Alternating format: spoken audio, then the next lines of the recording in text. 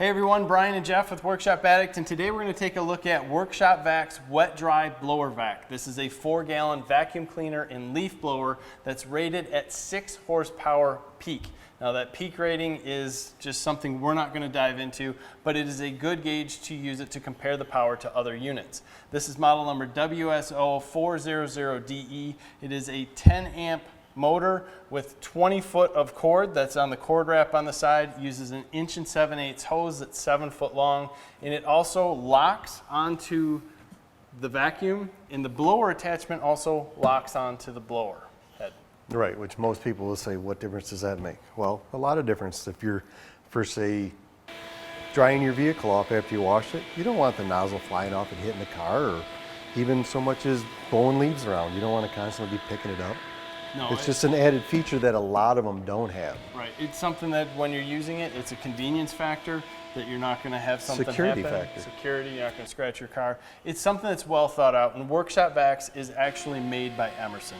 If you see in a vac look like this, it's made by Emerson. They're a very large company. They make a lot of different models, and they're a quality unit. This thing has a lot of suction. We were sucking up serious sawdust, and it just kept going and going and going.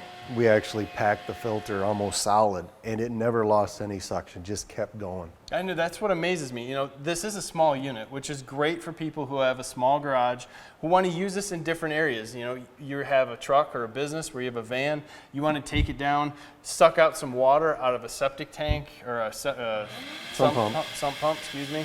I mean, you can take it right down, get into a small place and do it. And this thing pulled some water. Granted, it's only 4 gallons in it, but it'll fill that 4 gallons in seconds. And that's awesome, where you have the power to not only use the blower, which the blower is quite powerful also, but you also have the vacuum there to kind of have 2 tools in one, less storage, you can in business or at home. Just extremely small amount of space that it's going to take up in your workshop, your garage, whatever. We were discussing this earlier, and it was the choice of if you could have this blower and vac, or if you could go up to a 16-gallon, which one would you take? And I chose this. Comparison of the suction between the two of them, it's almost the same.